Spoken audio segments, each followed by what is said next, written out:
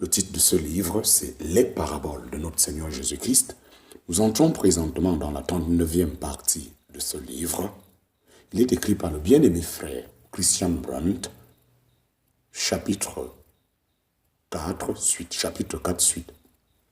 Or, quand l'esprit immonde est sorti d'un homme, il va par des lieux secs, cherchant du repos, et il n'en trouve point. Alors il dit, je retournerai dans ma maison d'où je suis sorti.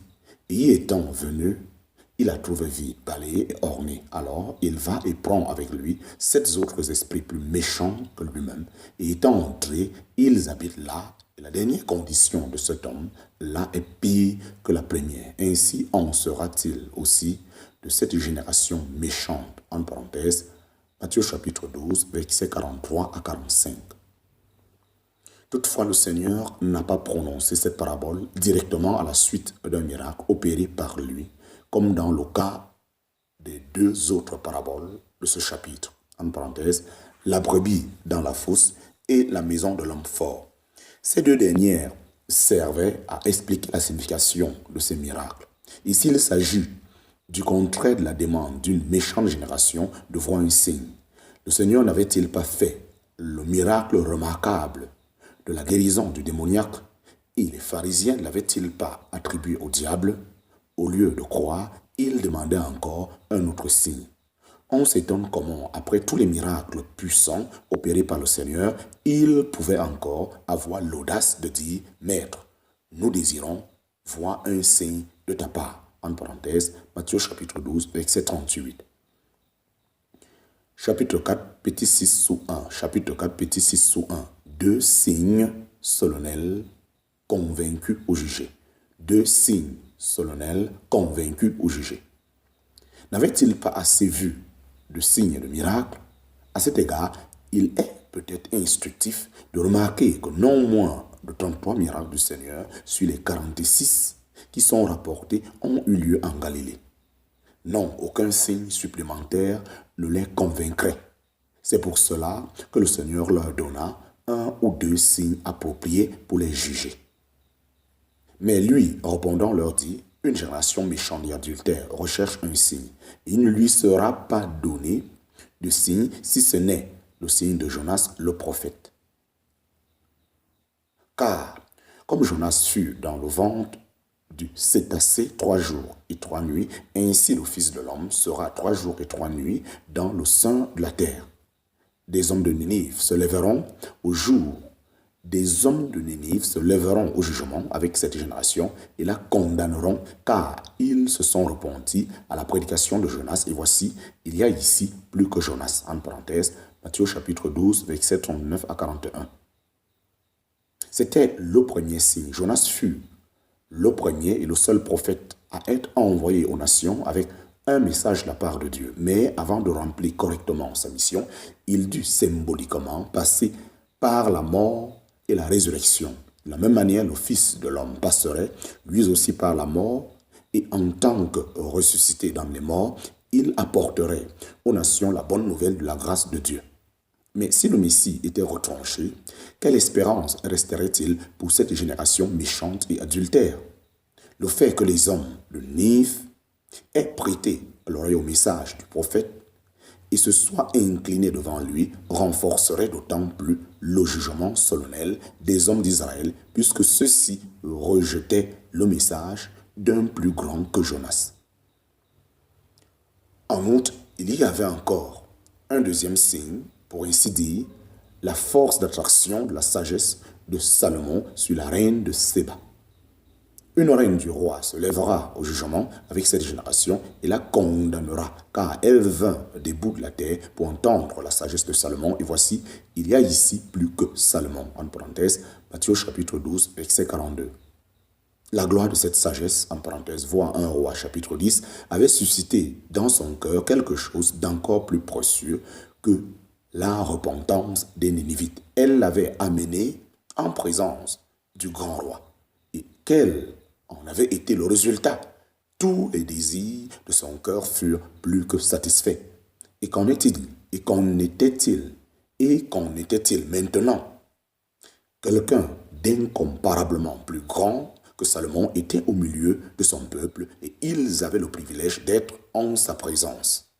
Ce n'était rien moins que celui qui avait donné à Salomon toute sa sagesse, toute sa richesse et toute sa gloire. Mais eux ne voyaient pas d'apparence en lui pour le faire désirer, en parenthèse, Ésaïe chapitre 53, verset 2.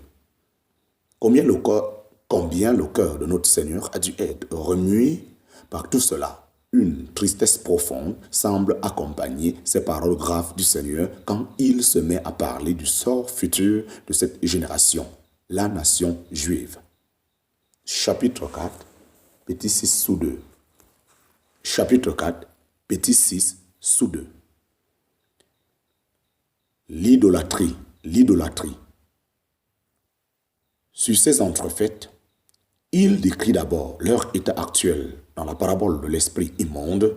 L'esprit immonde, en parenthèse, une image de l'idolâtrie, avait effectivement quitté l'homme Israël pour un temps.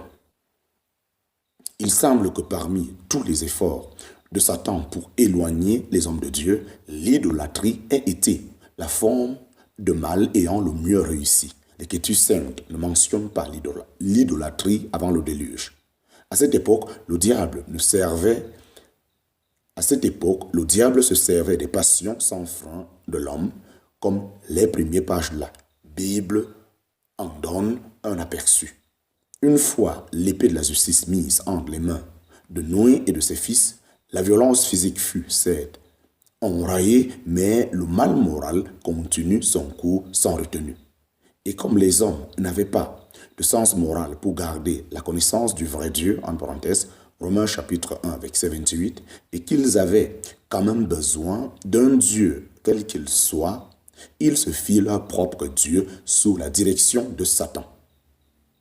Ils les firent comme leur cœur méchant les désirait. Ils leur prêtèrent tous les méchants caractères qui accomplissaient leur propre cœur, qui remplissaient leur propre cœur. L'idolâtrie sous toutes ses formes eut au fait de pénétrer tout le monde connu alors.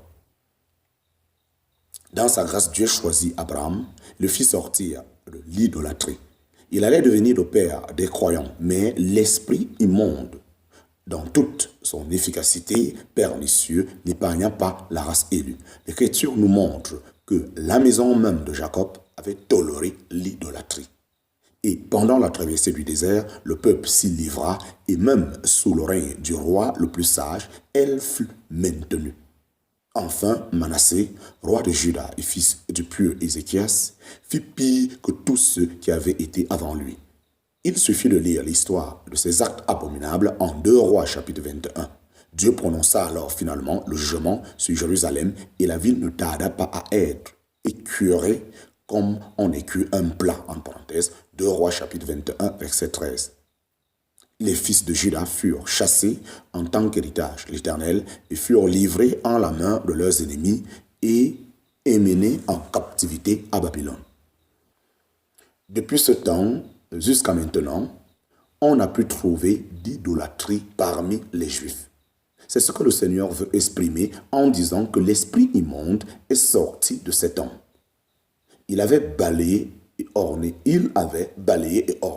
leur maison. Cela ne veut pas dire que d'autres formes de mal ne se trouvaient pas parmi eux, mais quant à l'idolâtrie d'autrefois, ils en avaient purifié leur maison. Ils avaient même richement doté des formes religieuses d'une piété extérieure. Ils avaient orné, comme dit le Seigneur. Bien sûr, les Juifs étaient très contents d'eux-mêmes et de leur pitié, comme le sont toujours les hommes religieux avec leur forme. Comme le sont toujours les hommes religieux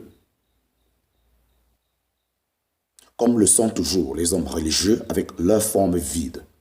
Seulement, ils ne remarquaient pas que Dieu n'y était plus.